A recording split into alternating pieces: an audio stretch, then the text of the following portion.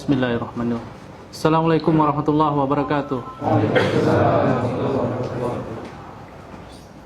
Demikian kami sampaikan pernyataan sikap dari seluruh pengurus Masjid Oman Lamprit atas pembubaran kajian yang dilakukan oleh beberapa oknum pada tanggal 27 Januari 2020.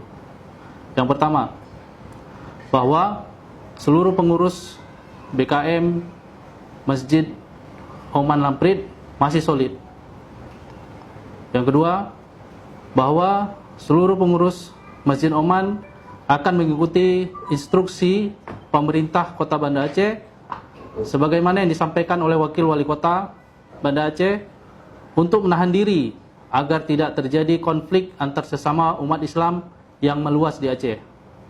Ketiga, meminta kepada oknum pembubar kajian untuk tetap menghormati kebebasan beragama dan kebebasan menjalankan kepercayaan antar sesama pemeluk agama sebagaimana yang diatur di dalam Undang-Undang Dasar 1945 Pasal 28 Ayat 2 dan Pasal 29 Ayat 2. Ketiga, tidak ada kajian yang menyesatkan yang dilangsungkan di Masjid Oman Lamprit sebagaimana yang dituduhkan oleh para oknum pembubar kajian.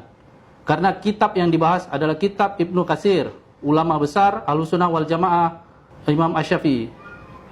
Demikian konferensi pers ini kami buat. Atas perhatiannya kami ucapkan terima kasih.